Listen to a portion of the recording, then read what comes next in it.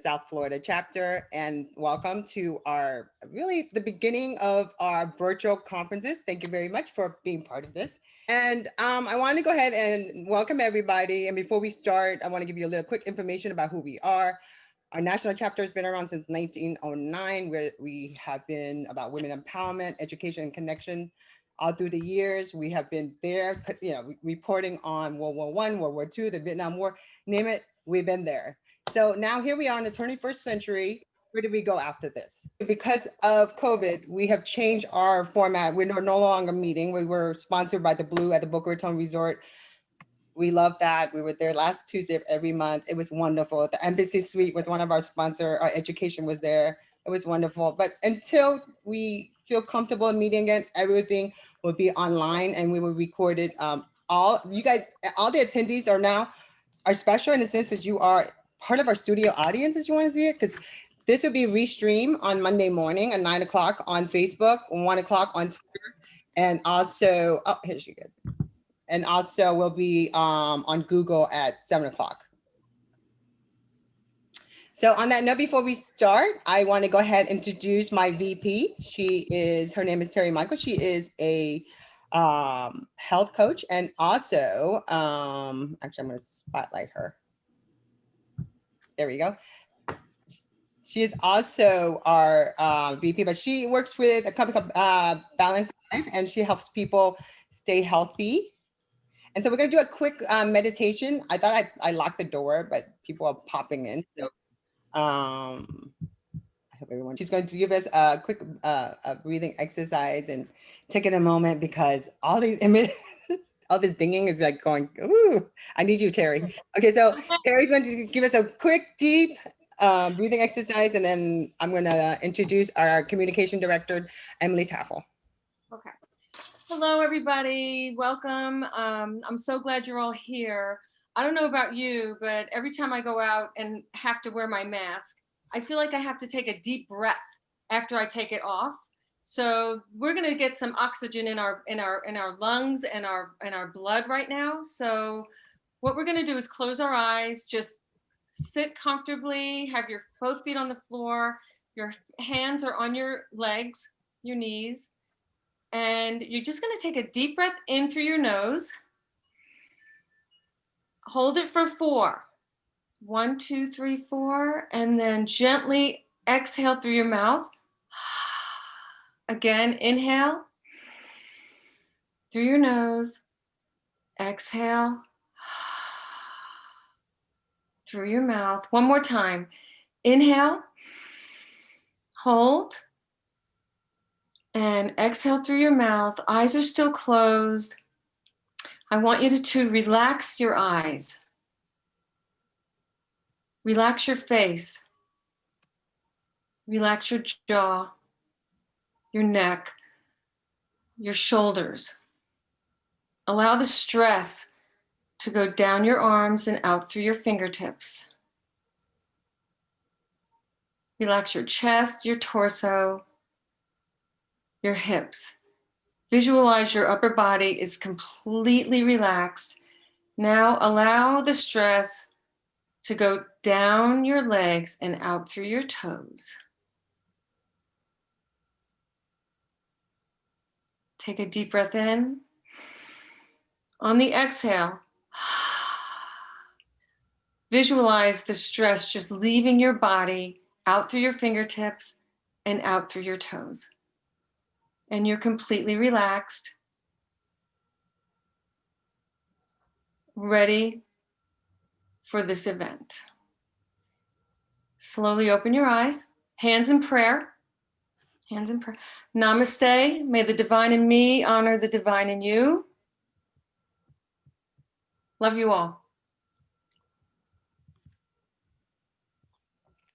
Thank you so much, Terry. I really needed that. That kind of like put me in a little space here. I want to go ahead and remove the pin, and I want to go ahead and bring our wonderful. I'm so thrilled that she's back with us. She's with us, and she's part of our team. And without her voice, because she's our pitcher, she pitches everything that's going to be happening, all our upcoming events. I want to go ahead and introduce our the Association for Women in Communication, the South Florida chapter. Communication Director Emily Taffel, and also the founder of Mugsy PR. Thank you, Tanya. And I'm still admitting everybody, but we'll go ahead and mute them along the way. But thank you so much, Tanya, and thank you everybody for joining us today. I am really excited. We have an amazing panel of amazing women in the media, which is really cool because we've done this event before a couple of years ago, and we had a few men on the panel, and not that I'm anti-men at all, but for Association for Women in Communications, it's really cool to have all ladies here today. So welcome. Just again, I'm the owner, founder of Mugsy PR. We do full-scale marketing, public relations, social media marketing. We used to do a lot of experiential events, not so much anymore this year, but yeah, and I'm really excited again to be back with Association for Women in Communications. So this has been fun to do this again. And I want to welcome our panel. So I put everybody in alphabetical order. I'll give you a quick introduction for each one, and then we're going to go ahead and jump right into questions so we have enough time to leave some room for questions and answers at the end. For everybody attending, if you do have a question while we're speaking and asking these questions, and you have one you wanted to ask as well, go ahead and put it in the chat, which is at the bottom of Zoom if you haven't used it before. You can send to either everybody in the waiting room or directly to me, to Emily Taffel. And if you send those questions through, we'll go ahead and ask it to the panel as well. So by way of introductions, let's start off with Alexandra Clough. Alexandra has been a business writer for the Palm Beach Post for 31 years now. She writes the Sunday business column. She also writes daily and weekend stories. And while much of her focus is on real estate, both commercial and residential, she also writes about employment, commercial litigation, the business of healthcare and economic development, including tourism and retail. And for the past decade, she has covered real estate developer turned president Donald Trump. And she spent the first 2 years of his presidency chronicling how his presence on Palm Beach affected philanthropic organizations. So I can't wait to chat with you a bit about that, Alexandra. And we're happy to have you here today. So thank you for joining us. Next, we have Alexandra Spirer.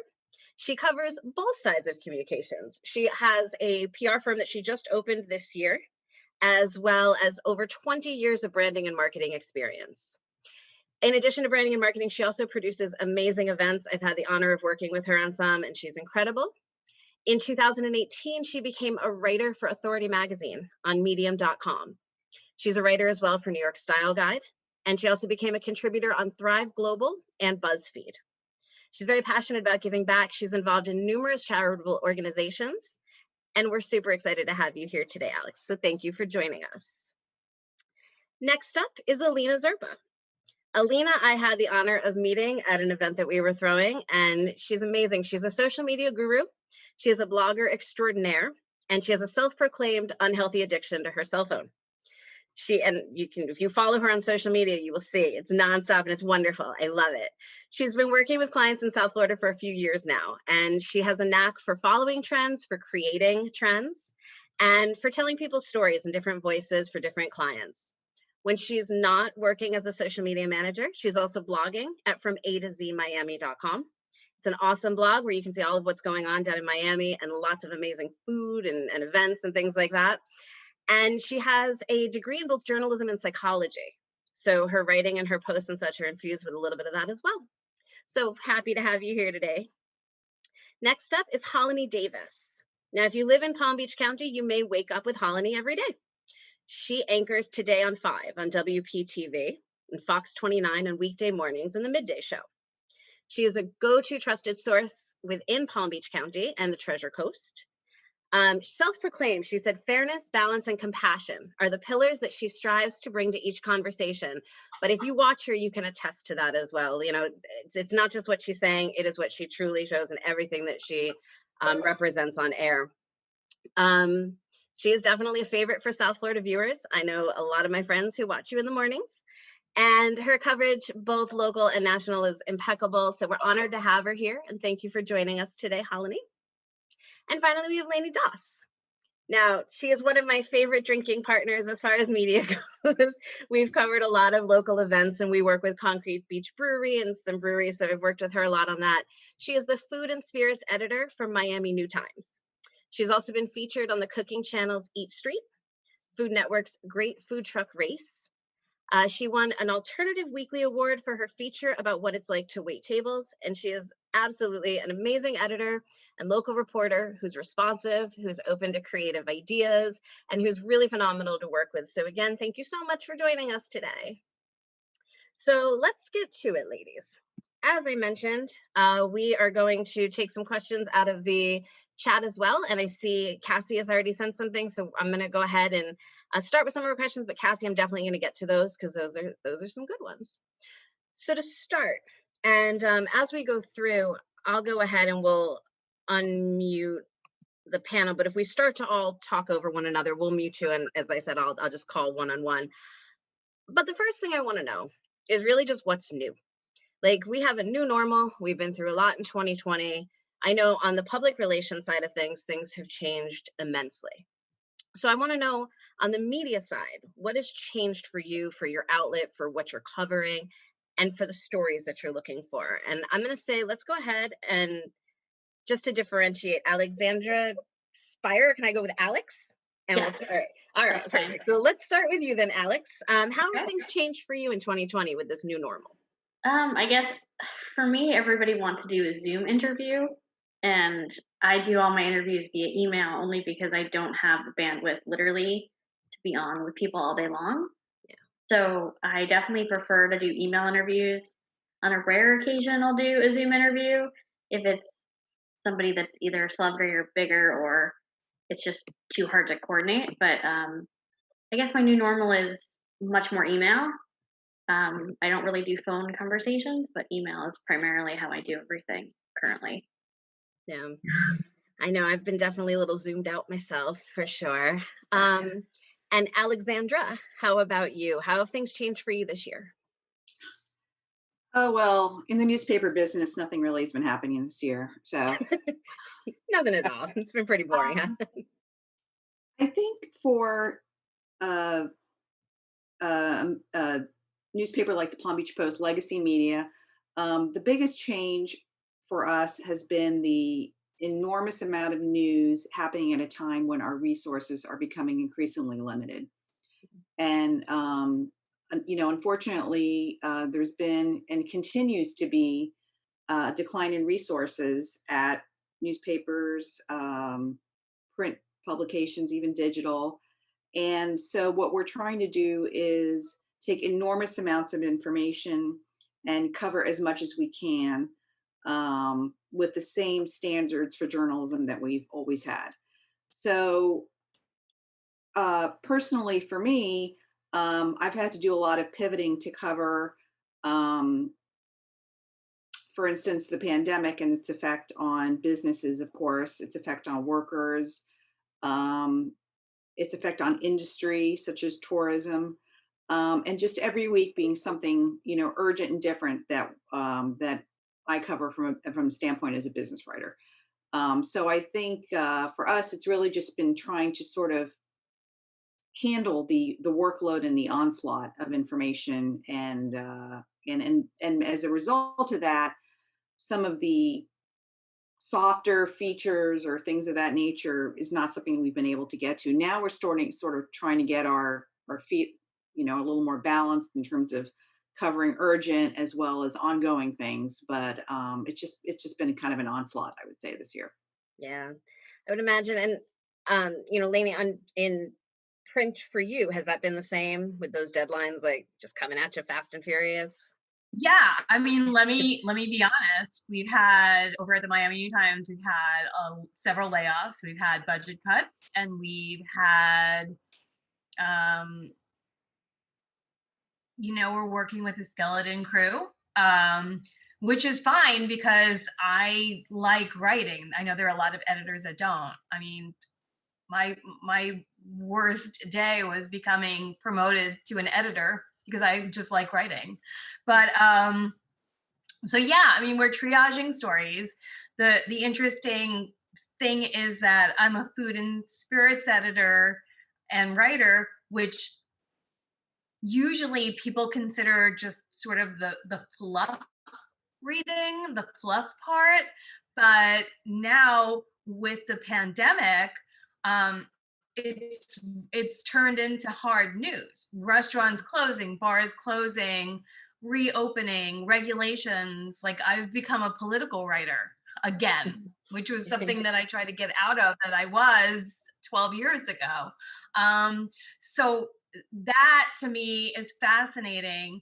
And it just proves that what I tell my writers when they're like, I don't know anything about food, it's like, no, it's knowing how to tell a good story factually. It really has nothing. If you have that skill set, you can put it toward anything. And yeah, our food coverage has always been newsy. It hasn't been like recipes and stuff. And it just, I think it's become more hard news stories and less, here's a new ice cream. Yay. Right. That's true now. And Alina, you cover a lot of food and beverage play, and a lot of events and such. So how have things changed for you this year? I mean, definitely it's different because, restaurants can't really afford to bring like influencers in, for example. Like if we're talking about my blog side, that definitely came to a halt.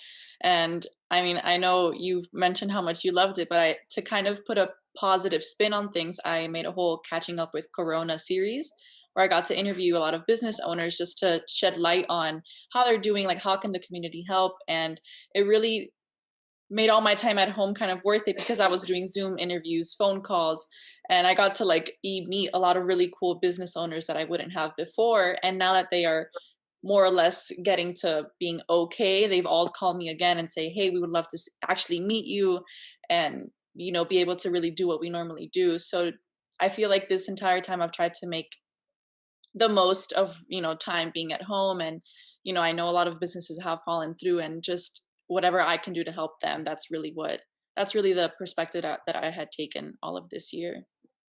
That's amazing. And like I said, you did it great. I mean, it's a lot of fun, like looking at the content that you're putting out as well. I started photoshopping myself in these different restaurants, and it just got really fun. She was like on top of food and so it was really funny. Yeah. And Hollani, how about you? Because you're in TV, so you're definitely in a different realm than everybody else. How have things changed this year for you? Well, I think from the viewer standpoint, the most obvious is that if you would have said a year ago, anchors would be doing news from home, people would have said that's not possible. Right. And now it's really a way of life. Not only are anchors doing coverage from home, but we have producers who have not been in the building since March. And I have a feeling we probably won't see them until the end of next year. So we are really spread out. I mean, there are coworkers that may pop in and I'm like, oh, you still work here? So I think that's probably the most obvious change. But I also think that news organizations in general, especially TV, we've heard the mandate and we're starting to reflect the mandate in terms of social justice issues. And that goes to diversity.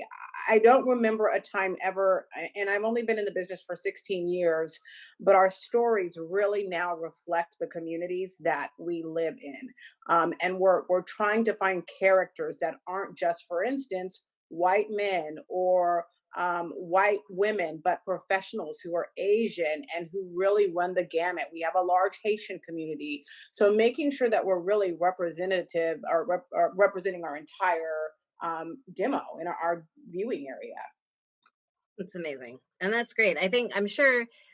I know on our end, the stories that we're telling and the way that we're telling our stories, we have really, tried to be a lot more diverse and inclusive with what we're telling and what we're doing for our clients as well. Because this year did show us that there was definitely a lack in that there, So I think as much as there's been a lot of negative from this year, there's a lot of positive that comes with that on the flip side as well. So what are you, and we'll start again with you, Hollani. What are you looking for now in stories?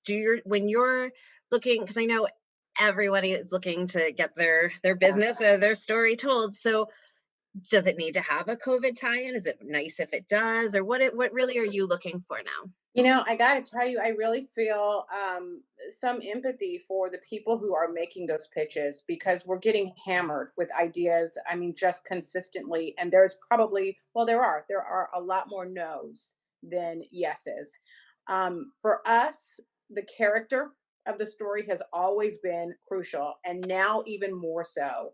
We're trying to get more stories in. So that person has to be able to come in, light up the screen, grasp the viewer's attention very quickly so we can tell the story and move on to the next. So character obviously important, and with that, the connection. The emotion has to be there. And so I think what you're seeing a lot less of are talking heads, unless they're officials. And again, trying to find the diversity in that. But really, we're just trying to find that connection. Now, COVID ties obviously probably lead today. I mean, that's what people care about, job losses and rebounding. We have a big series on South Florida rebound. We are trying to do a better balance of finding those positive, uplifting stories, because I think people are just so bogged down and beat down at the end of the day. So we do try to balance it out. But again, those stories have to have great video and great characters. And video is such a key element, I know, across the Oh, board yeah. these days for online, for anything, except maybe like, well, Palm Beach Post. So Alexandra, is there a lot on the video side that you're doing now on the website? And again, I want to get back to the other question of what you're looking for now, but I am curious, have you seen a lot more video this year than before as well? Our For the website. media team, can you hear me? Yeah. Okay. I mean, I would say that I haven't noticed as much video as we previously had been doing. Certainly, for instance, when President Trump comes into town, we have something called Team Tarmac, and we're always there shooting that video as the plane lands, when he's out and about. And our photographers are excellent at, using multimedia element, but primarily, when it comes to art, for better use of it, word for it, when someone is pitching me something, it's really helpful that they include art, a still photo that's horizontal, because that's what the digital world demands now. And just so I can sort of pivot on what Hollani just said, the story going forward for the next year is going to be Palm Beach County's economic recovery from COVID, from the pandemic. Our schools reporters are excellent, and they've done a fantastic job of really being the source for information on everything having to do with public school guidelines. Our continued coverage of social injustice, which we've done, always made a part of our mission, will continue. So, but I think that everybody cares about their wallets, their families, and their lives. So, as a business writer, how we recover, what companies have done or are doing to survive or not survive.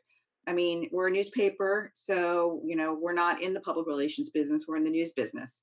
So when people are talking to me, I need them to be real about the challenges that they face, because it obviously lends credibility to whatever it is I'm writing. And that's what I think my readers have come to expect from me after all these years. So so that would be our focus, on all the industries that I can think of, real estate, small business, economic development, job growth, tourism, retail, healthcare, the business of healthcare, which I've written a lot about and I'm continuing to write about.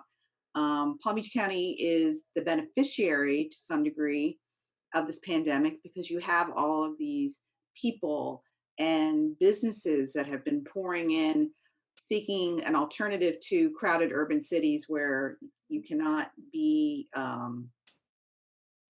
inside, social distance easily. But the pandemic, even with a vaccine coming next year, is not going to change the fact that people are still moving here. They perhaps just have accelerated their plans. And so that's going to be the growth of Palm Beach County in every aspect that you can think of. Is going to be the story for the next year, as it has been for the past decades, but just accelerating. Very cool.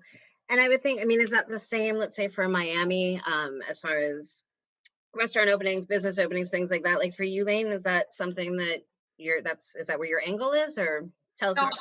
I hate to say it, but Emily, you know that I'm sort of a tough cookie, and it's just got to hit me. But restaurant owners and PR firms will pitch me and go, here's a story about how like a restaurant owner is reopening or opening during COVID. And I'm like, that's nothing new or interesting anymore, because every restaurant that is not out of business is reopening during COVID.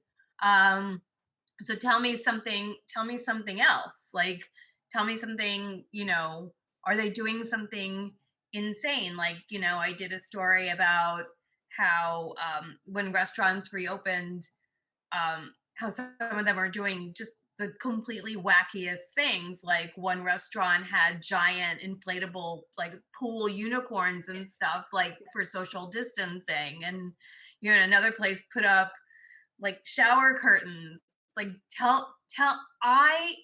my entire thing is tell me a story and let me tell that story to my readers. I need a good story. A storyteller is only as good as the story that's told to them. So tell me a good story. If it turns me on, if I am jazzed up about it or a little emotional about it, then I want to tell that story to my readers. At this point, I know what my readers want to read. Right. And so I'm just their advocate, basically. That's a great way to put it too, because it's true. You all know your readers best of all. I know, like, for instance, Alex, you work a lot on the business side. She does a lot of interviews, a lot of celebrity interviews, a lot of things like that. So since you're covering more personalities and less on the, let's say, business opening or closing side of things and such, how have you seen that change this year with what you're looking for in your stories? And how do people tell that story to you? Like, how do you find your stories these days? So I find my stories two ways. Either I get pitched them, or I actually have my editor give me some, so I have a little bit of both. But I also try to reach out to some of my contacts in PR and see what their clients are doing and see if there's any cool angles or stories. Because like Laine said, I'm looking for something that jazzes me up, that has a real like feel good.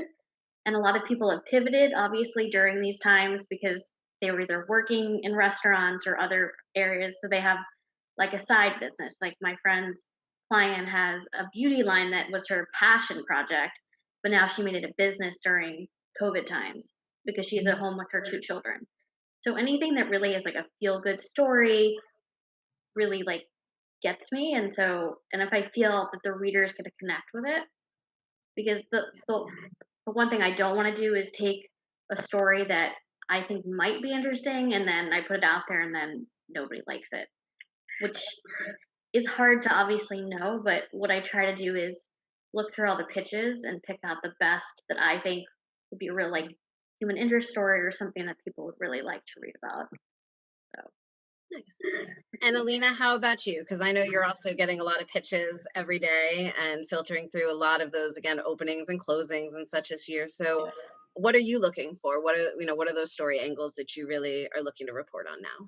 Definitely, I feel like I'm not as selective. Like, I think I rarely say no, just because I'm trying to shed light as much as possible. Like a restaurant opening is, it is news to me and my audience, because they're like, oh, so and so place is now open, I should go. So, and then more than anything, when I interview the owners, I try to find that like golden nugget and really run with that. Either it's like the history of the restaurant or even more about the owner itself. And then more than anything, just what do they look for in the future and how can the community help? So in that sense, I'm not very selective. I think all this time at home has really expanded the kinds of brands that I'm trying to work with, like a lot more at home cooking or outfits at home or how to like stay sane at home kind of things. So definitely a different angle. And even if it's a brand that I've worked with forever, either I've been pitched to or I've pitched as well, more like DIY projects. Or for example, I work with Stella quite often. So it's like, how do I enjoy a beer even though the world is ending? So just, trying to put a more positive spin and a more entertaining spin, because I know I for sure look at my social media more as a distraction when it's not for work.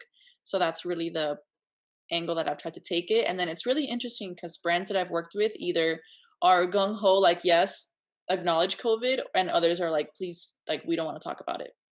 So it's just like really interesting to try to navigate both of those, still sell a product to an economy who may or may not be able to afford it, and, you know, still stay alive. So it's just really interesting. It is. It's a unique point that you brought up there too, because I know on the PR side, and we had a question that came in from Cassie as well. So I want to bring that up. Because of the fact that everyone is trying nowadays to kind of split, it's either they're talking about it and all the marketing and the advertising and the story angles are all really talking about COVID, or they're ignoring it for the most part. And we're seeing that kind of 50-50 split on our side as well. So the question that's asked really is, if you have a story, and we have a couple of questions about different businesses that maybe aren't brick and mortar, they're not opening or closing, they're doing Facebook live streaming, they're life coaches, they are doing different kinds of businesses like that, and they don't have a huge COVID tie-in, let's say. What is the best way for them to get in touch with you and to get even just the email opened? And I think that's really the question right now. If there's not that strong tie-in for COVID, what is it that you're looking for that can get their, whether it's a press release, a pitch, a media alert, or whatever the case may be that they're sending over, what gets it opened? What catches your attention from the get-go to even get in front of your faces to have the opportunity to pitch you? And I know that's always a public relations issue anyways, is unless we have an existing relationship. And I want to start with that. Everybody always says you have to have a relationship, but that relationship has to start somewhere. So for some of the participants here today who don't have an existing media relationship, how do they get in front and how do they get that story heard? And we'll start with, let's say, I don't know, Laine, if you want to start with that one, and how would people get their stories open from you? And what do you prefer? Sorry, not to keep talking, but press release or pitches, like what do you like the most? To be honest with you, Emily, I love you. I hate press releases. PR firms are the devil. I would much rather have a small mom and pop business. I put my phone number, my cell phone number on my Facebook. I think everybody in Miami has it. You know, I friend everybody. I don't care. Like DM me, like text me, call me. I don't care. I would rather have a story that like okay, so PR firms are not the devil, but the thing is that you will send the same thing to me that you will send to everybody on the panel.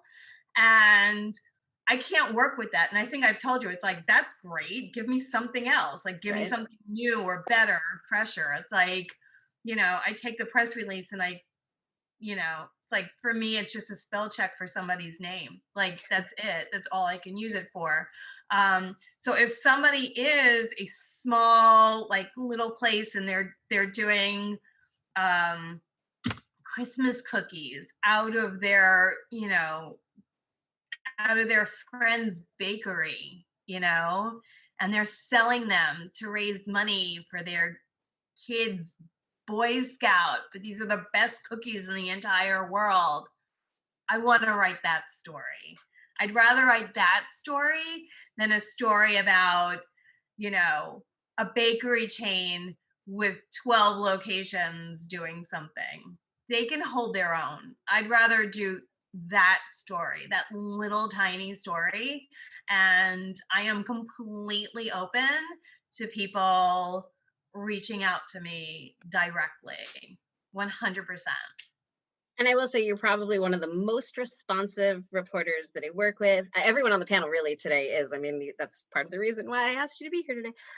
But you really are so responsive and so great, because you will tell us no, and you'll say, no, like, that's not it, but try again. Like, it's, you know, so I think that's great, because a lot of the times we get a flat out no, and there's no feedback or anything. So you don't know what they're really looking for. Alexandra, how about you? Do you like press releases? Or are you more into getting a phone call or a pitch? And what makes things stand out for you the most? Press releases are fine. I mean, I think the most important thing is to know just a little bit about me. You know, my background is I'm an investigative financial reporter. I used to cover Wall Street in New York and in Washington as a reporter for the Palm Beach Post. I've created a little niche as sort of the person who writes about things first. So I develop relationships with sources who are chief executives and attorneys and architects and real estate brokers. And so I tend to not rely on the press release for news. I tend to rely on the principals who are making the news for my stories. For instance, I have a story online right now. It's about a complex in West Palm Beach called One West Palm, which I wrote about earlier this year, had stopped construction because the developer didn't think there was going to be any demand. So it's these two giant 30-story skeletal towers in the middle of West Palm Beach, which are a complete eyesore. Through the course of doing other real estate stories in the past few days, I found out that construction was back on. I called the developer. He said, as a matter of fact, it's right. I said, great, let's get a photographer up there. I called the city. I did all that kind of, basic reporting background. But that's not to say that I still don't talk to and deal with people who are in public relations. So the most important way to establish a relationship with me is not to send me a press release that you've sent to 35 other people, because I'm just not going to write it.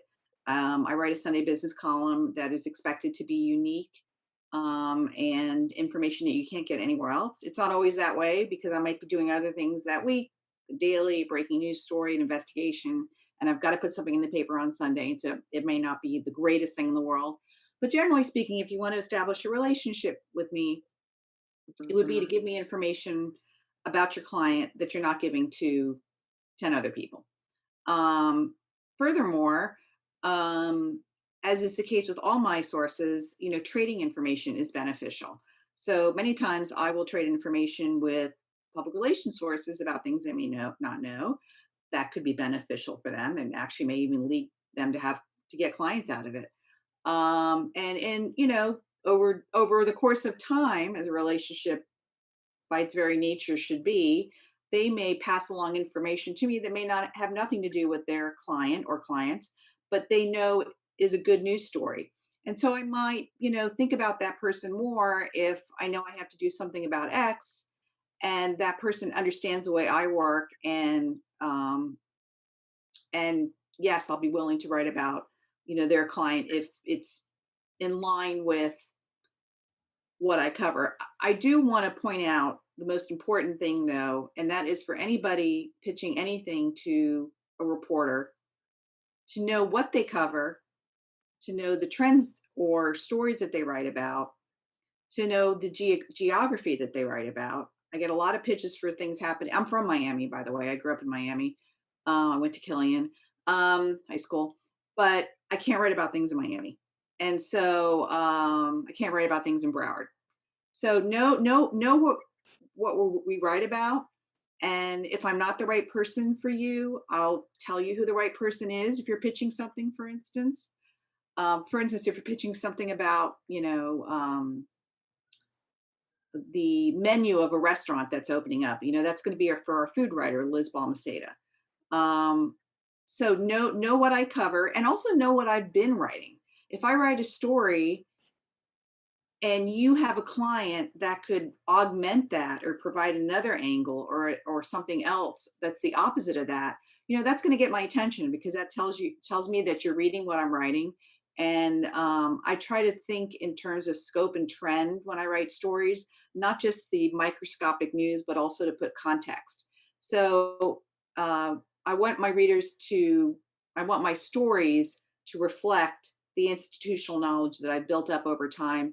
And when people pitch me things, if they know what I'm writing and how I approach things, having that mindset is also going to be helpful.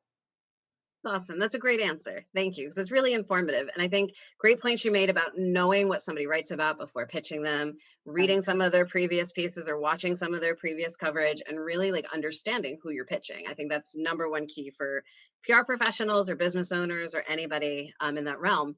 Now, we have a lot of questions in chat, so I'm going to quickly ask the other participants about what they prefer as far as press releases and kind of how we get seen for your particular outlet. And then we have a bunch of questions to get through. So let's start. Alina, how about you? Do you like press? I pitch you a lot on social media, but how do you like to get pitched? I honestly don't care if it's either like a message, it can even be a text. Same, my phone, I feel like my phone is available anywhere. I've gotten random calls like in the middle of the day of people trying to pitch me things, so that doesn't bother me. In the same vein as what Alexandra said, just like know who you're pitching to. Sometimes I get things about babies and I'm neither married nor pregnant nor do I have a child. So like wrong audience completely. So just in that same vein, just know who you're pitching to. And I do the same thing when I'm pitching, right? So how can I benefit your brand or whatever it is that you're trying to convey? Do the same thing with me. Like, I have a younger audience. I tend to use humor in my things. So maybe something that isn't so like um so serious may not work for me. Again, don't give me any children stuff. So just knowing who you're trying to talk to and your goal, right? If Stella, for example, wants a lot more 20-something-year-olds to drink their beer, I could be great for that. But if you're trying to go for an older audience, I might not be that person for you. So just research. Absolutely. Research. That's like the number Yeah. one key on the PR side for sure. And slide in my DMs. I'm okay with that. Oh, we will. Hollani, how about for TV? What do you prefer? Do you like phone You calls? know, I think I'm going to go ahead and say shoot your shot, send a press release. That's fine. But maybe find two reporters that you see on air that you like their work and sift them out and send them a personal email and kind of introduce yourself, formulate that relationship, keep it short, keep it sweet, and think of it in terms of when you go on Netflix always has the trailer. In the first 15 seconds, you know immediately if you're going to watch it. That email needs to jump out just like that. We really don't have time to read a whole page, and you don't have to provide history at that point, but just grab our attention. But I do think for us, especially for reporters, if you hit them at the right time, which I'm going to say the right time is going to be anytime as they're getting their next day plan. So think about 3:30 on. If you can send that email, because they're going to be planning for their next day, that's going to be the way to go. But again, it has to be personalized. You're really not going to necessarily get a guarantee with just a blanket email or press release. Agreed. And Alex, how about for you? What do you prefer? I definitely don't prefer press releases. I much prefer a personalized email, only because, as everybody's been saying, it's much easier to quickly see if it's a fit or not. And if I'm on your mass mailing list, which I know people do, and I understand that, but when you don't even have it's just like hello, it's very impersonal for me, and it makes me not want to actually work with you because it's it turns me off right away. That's just me. So if it's personalized and very succinct and to the point, and I feel that it goes in line with a lot of the other people or stories I've written about in any of the publications, then I definitely will be more apt to respond to you. Even if it takes a few days, I will get back to you. And I think I want to mention, because somebody had asked in the questions about buzzwords to put in the subject line. And I think a couple of people here had mentioning that something is exclusive. So saying exclusively for that particular outlet is always helpful. I've noticed that, at least on the PR side, that's helped get things open. And as Joel mentioned, put somebody's name in there. Like, make sure you're spelling it right. Make sure that you have their name in the pitch that you're sending over. And if you can reference either an event, well, not so much now, but an event that you had seen them at, or a piece of coverage that they had done that you really liked or that relates to the story that you're telling. I think that always helps, just again, coming from the PR side. So if that helps. So now I have some, like I said, a lot of questions here in the chat. So I'm going to go ahead and just jump through these. And if somebody particularly wants to answer these from our participants, go ahead and just lift a hand and I'll call you, because we have a bunch and we have about 10 minutes left. So first, they asked, all right, so if we are sending a press release, do you prefer one page? Is it okay if, as you all said, reading more than one page is pretty rough. So to answer this question, I would say probably if you're going to send a press release, keep it to one page, and everyone would agree to that. And even shorter. Or even shorter. Yes. Okay. I don't mind reading. Sometimes I get press releases that don't contain the basic information, like, who, what, when, where, why, and how. Just, double check and make sure all that information is like if you're talking about a hotel, when is it opening? How many rooms does it have? Just kind of the basic information there. But I also want to say, um, I understand that everybody is trying to do a job, and I respect the job that you're doing in an extraordinary, difficult time for everyone. So I'm not, if you don't use my name or it's okay. I mean, we all have to kind of. I'm very laid back about if something is, a little mistake here and there. We're just all trying to do the best we can under very difficult circumstances. So I don't want you to feel like you have to added, for me at least, this added pressure of everything's got to be perfect, because nothing is perfect right now, and we understand that.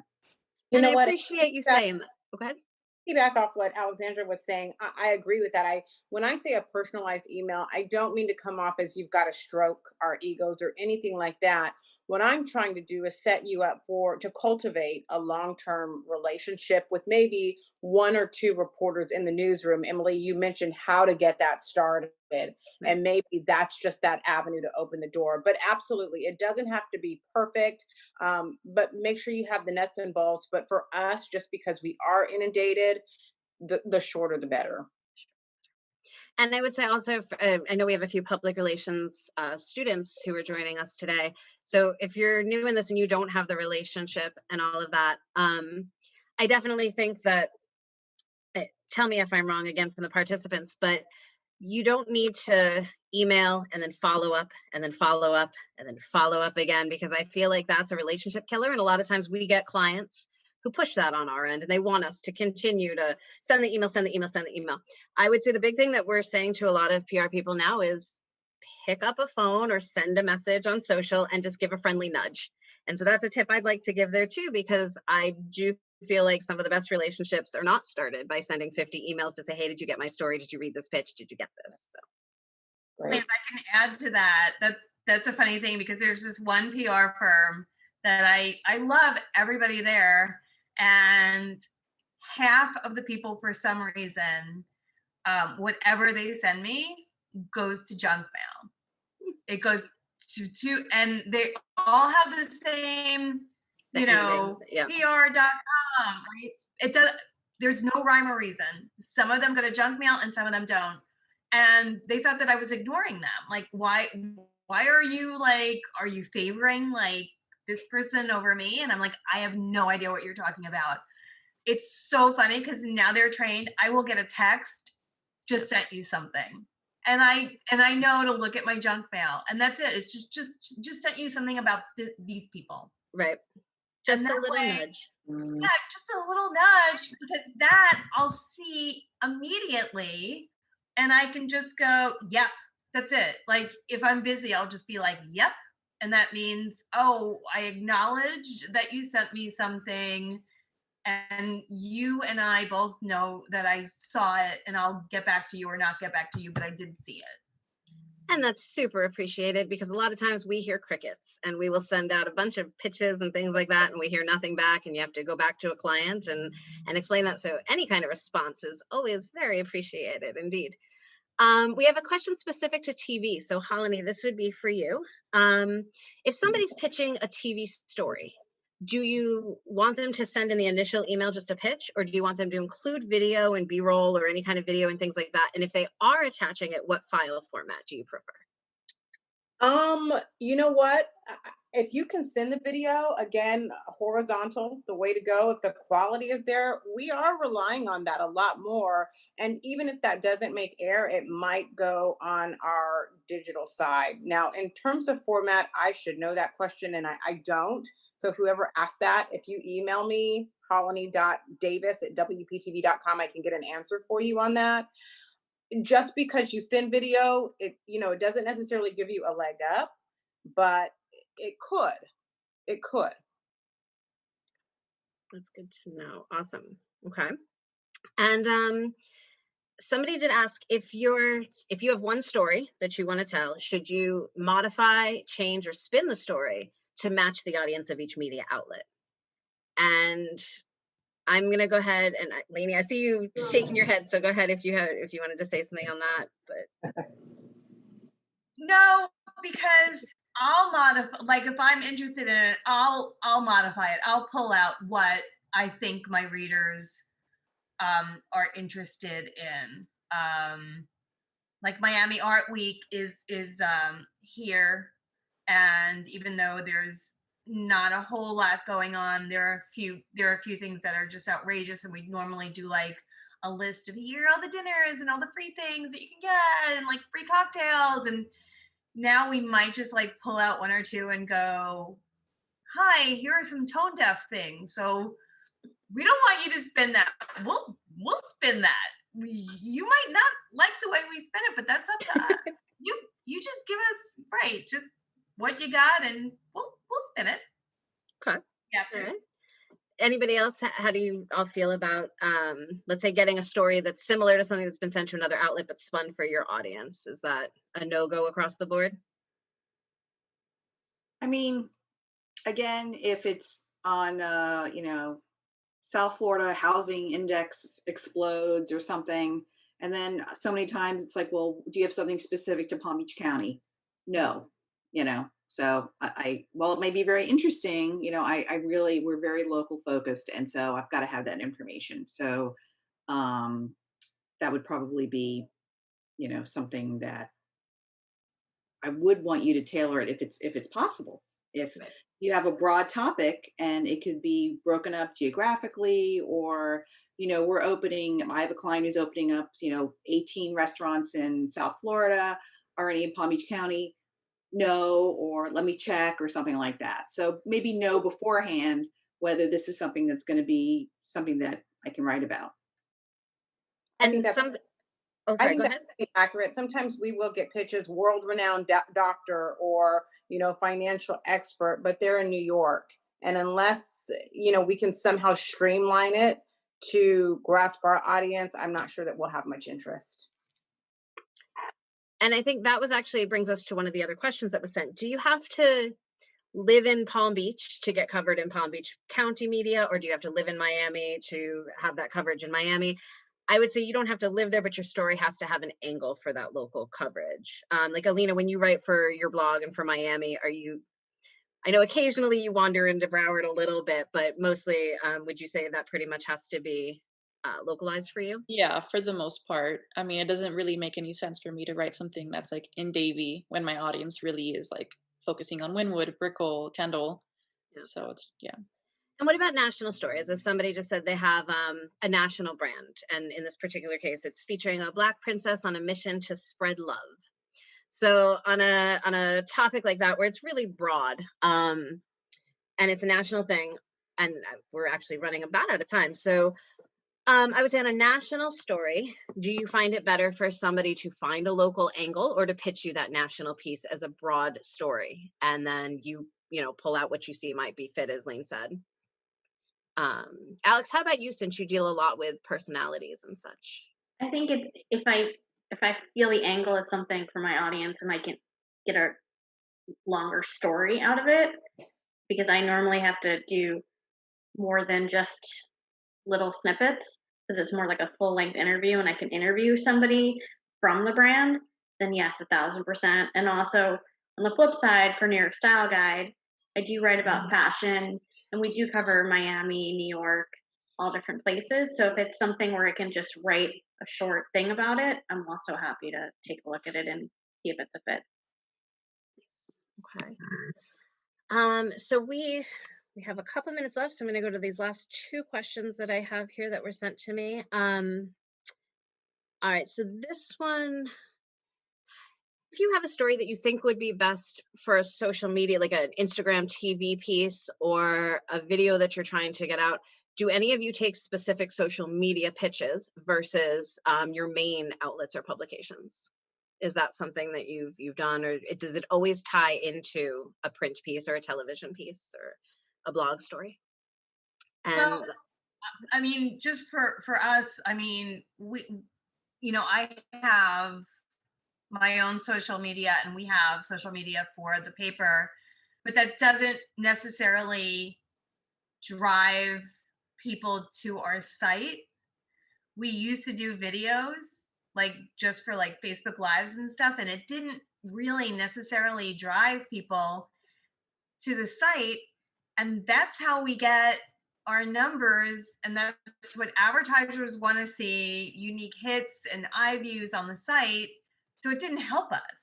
It didn't really help us. So we stopped doing it. And now we drive all traffic to the site. Everything, unless if it's something on social media, it needs to drive the traffic to the site. It can't just be social media just for the sake of doing social media. That being said, there was an Instagram during COVID and it went down, and this person was ratting out restaurants. Yeah. And we did a story about this guy who's ratting out restaurants. Oh my God, so cute.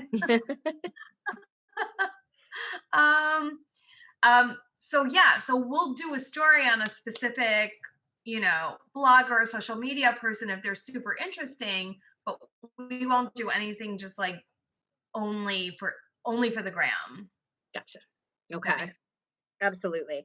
Now I hate to cut this off because I would love to keep talking about all of this, but we are at 5:59, so we do need to wrap it up for everybody who needs to go at 6. That being said, I know that Tanya, myself, and a couple of other members and possibly some of the participants are going to remain on after 6 p.m. So if anybody has any other questions, go ahead and throw them into the chat. We can unmute everybody. But I want to say a big thank you to all the participants today. You are all amazing women, and I appreciate your time today and all of the incredible information. And if you're seeing in the chat, a lot of people have been saying great information, and this has been amazing today. So thank you all so much. Thank you, everybody. And then again, this recording will be restreamed on Monday, 9 p.m. on Facebook, whenever Twitter let us, but we're going to stream it off my account. Twitter has taken down Women in Communications page, saying that they suspended us.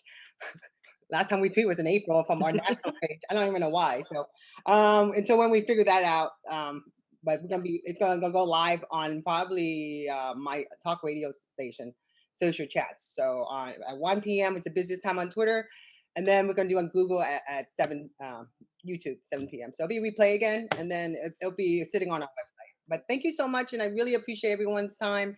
And again, it's 6 o'clock, and we promise everyone to be gone, and I will be here. If anyone wants, want to join in, I'll let me know. stay on if anybody has any questions. Yeah, I'm gonna open up everyone's camera. Yeah, I mean, I could stay on for a little bit. Sure. Okay. I would say then, if anybody has any more questions, go ahead and pop those into chat, and that way we're not all talking over each other, and we can ask some more of those if anybody has them. Oh, and hi, Natasha.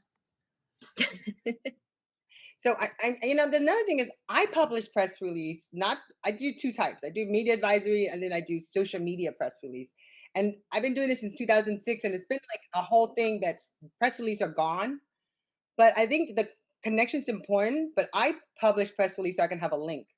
The more links I have online, this for me to remember, for other people to remember. So I did a media advisory really quick, usually the day before or the day of the event, not just to put it out, just to get the URL. But the actual pitch, I prefer calling, letting them know, I text them back, and then I just send random stuff that I see that they might like. They might respond, they might not respond. I've called every single television station, but I think I still bring them back to say, hey, if you want to really see it, go to our website. We have it as a social media press release. If not, you want the bullet point, who, what, when, where, why, and how. Here is the PR log that we have, just a short link. So it kind of like gives them a whole story. And then this way, when you guys look at it, you'll know what I'm talking about. But again, press releases, it differs from different people. I do it just so that I can have more links for women in communication. So, and we have a question from Rochelle Schwartz. She had mentioned earlier that her daughter and she are relationship coaches. They have 40 years of experience, and they are a mother-daughter dynamic duo. And they're looking to know what some good media would be for them to pitch and where that story might be able to be placed. Anybody on the panel who might have some suggestions there, or else on the PR side, I can jump in on that as well. So, well, one thing that I think people should know is that the Palm Beach Post is in a bit of a transition right now. We are part of the USA Today Network. We're part of Gannett. And Gannett has been doing a periodic slimming of its newsrooms. And we just are in the process of a voluntary separation agreement basically yesterday was the last day for a lot of reporters and editors. So the paper is in transition because we still have an accent section, sports, local news, business to fill. And the mother-daughter duo, I think, would be a great story if it were in Palm Beach County for accent, for instance, because everybody's struggling to sort of figure out how to manage the pandemic, their lives, other people's lives, as we are wont to do. But until we have that information, I couldn't direct you to the right person, for instance. So I would just say, keep in touch with any point person that you know at a media organization to find out who the right person would be to pitch that information to. Absolutely. I would also say, like, I don't work with any relationship coaches, but one of our clients is a life coach, and we've worked with a couple of life coaches and transformation coaches and things like that. And I would say the real thing is, there's so many life coaches and relationship coaches and such right now. And a lot of people have pivoted into that during the pandemic. So what is your unique story? What is it that you, as a mother and daughter duo, are speaking to people on a regular basis? Is there a trend you can pull out of that? Something that you're seeing that has become a relationship trend? Is it that people, my husband and I work at home together now, and we've got kids here who are doing virtual school, and that has certainly affected how we live our lives here and things like that. So are you talking to people about that often? Or, the question really is, what is your unique angle and what is your story that you can tell that's different from the other relationship coaches? And that will give you a better idea of who to pitch from there and who covers stories in that type of vein, I think would be a good suggestion there. Yeah. Or I'm going to go back. I'm sorry, Alexandra. No, it's fine. I'm going to go back on what I said before. In that case, if they contacted me as a food writer and said, you know what? Like, I've been reading your stuff, and there are probably a lot of unemployed bartenders and waiters and chefs and people in culinary. And, maybe we could do a story together, like 5 transitional real life coaches, like 5 industries that people in culinary can transition into. That would be interesting to me. So yeah, it's and that would be a service piece. So one of 2 things, if they could pitch like something like, here's how we can help you. Like, I might not interview them, what they're doing, but how they can help my readers during this pandemic. And that's a great point. Like, how can you help the readers? And that really is like, when you are pitching a story, look at what what other stories have you seen that writer put out? Because you're going to start to see a pattern of what they know that their readers want to hear and read about. We have, all right, wait, a couple more questions. And Hollani, thank you so much for joining us. She's got to hop off now, but thank you so much. You're incredible. And it was great to have you today. So thank you. Thank you all. Have a great night. Thank you, you too. So we have another question from Cassie, and she has asked, if you've reached your max on Facebook, so if one of the experts has reached their max on Facebook, how can you get their contact information? How do you get media contact information? How do you get an up-to-date media list? Google is a great way to find a lot of that, going to the specific websites for the different outlets.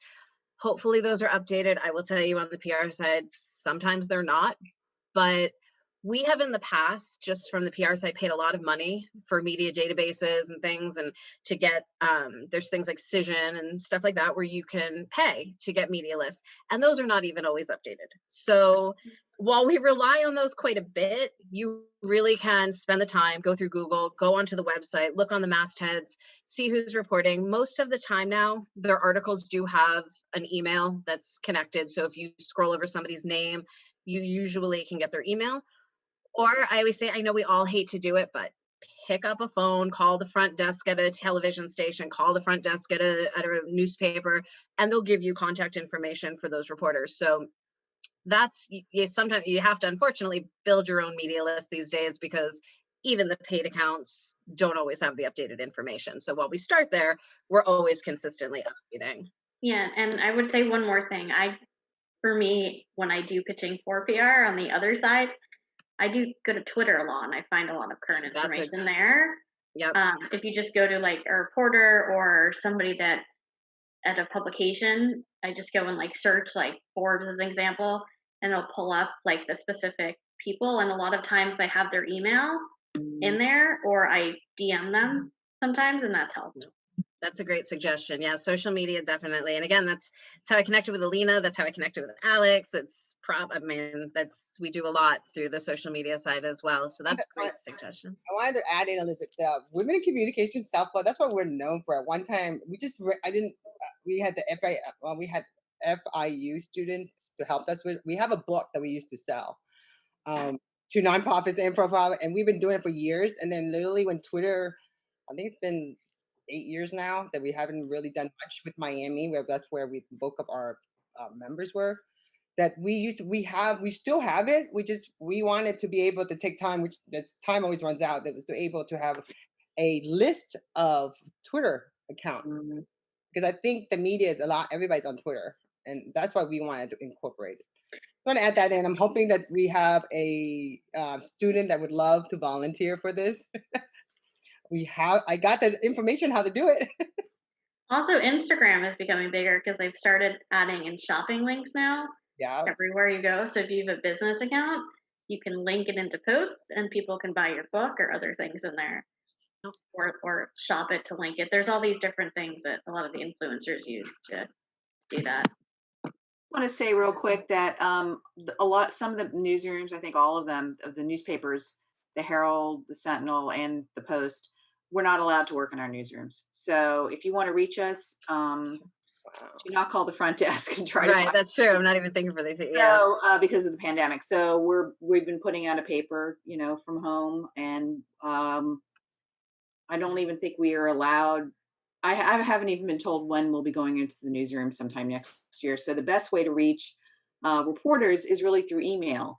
Now, some reporters like getting DMs on Twitter. I really don't. I mean, I'm on Twitter all the time, but the best way to reach me is through my email. That's good to know. And you're right. Like, I guess calling front desks wouldn't really work this year whatsoever. Exactly. Yeah, I know, unfortunately. All right, so let's see. I know a couple of people have been sending pitches through the, and Cassie, yes, they said, go ahead and you can look on Twitter, and a lot of people have their emails on their profile for Twitter. Or in posts also. Like if you sometimes search in people's posts, if somebody asks a question, sometimes the reporter will put their email in a post, and that's how I found emails too. Before we start, I forgot to mention our secretary, Peatrice, she's on with us. I just want to pop her in. I'm looking for Terry. I think she stepped out for a little bit. I think Terry stepped off, yeah. So yeah, like I said, a lot of what's coming through right now are people pitching their businesses. And so I would say what we'll do is we'll go ahead and share as long as our panelists don't mind, we'll share contact information for everyone who attended. Because I know we've got one here for Alina, we've got one here for Alexandra. So we'll go ahead and share with all attendees the email addresses for the media who have been on the panel today, and that way you can go ahead and pitch them directly. I will also share my email address, so if you have a question about a subject line or how to pitch, I'm happy to answer that as well, because again, we thank you all for attending today also, so thank you for that. And I think we have covered everybody's questions. So unless anybody else has anything else they'd like to say in closing, we can give you back your evening now. And let y'all head on out for the rest of your night. But don't forget, we meet the first Wednesday of every month. Our next class would be about Instagram, Reel, and shopping. So we got prepare for that. So and if you have some great ideas for different events you'd like for us to put on, please reach out to us. Our email is info at AWCSF spelled out .org. And if you want more information about membership, you can check on our national. Again, we've been around since 1909. Barbara Walters, one of us, Ann Curry. I was so grateful to be there when she got honored when we celebrated 100 years in 2009, actually. So I wanted to, make sure everyone know that we're here. We're going to continue doing this. And for the month of December, every year, for the last 5 years, we've been honoring 4 kids of South Florida. This is the first year that we're not meeting at the Boca Resort. And for 5 years straight, we have literally gotten together. We either bring pajamas, gift cards, whatever it was. We fit 100 women in the blue at Boca Resort on top of that pink tower, and we'd have this event every holiday. So for this month, we're going to be doing a lot of online promotion for 4 kids of South Florida. They've been going through a lot because of what's happening. So we want to raise more awareness, and we're going to try to raise more money, but also give them digital media promo and helping them in their social media. And every month we'll be honoring someone. So, or organization, if you have somebody that you want us to raise some awareness, we're not going to meet in person, but we could have a virtual event just for them. Okay, and everybody have a great day, and we'll be back. And if you need more info, AWCSF spelled out.org, or our national WOMCOM, WOMCOM.org. And again, have a great day. Thank you, ladies. Thank you Bye-bye. all. Thank you. Bye.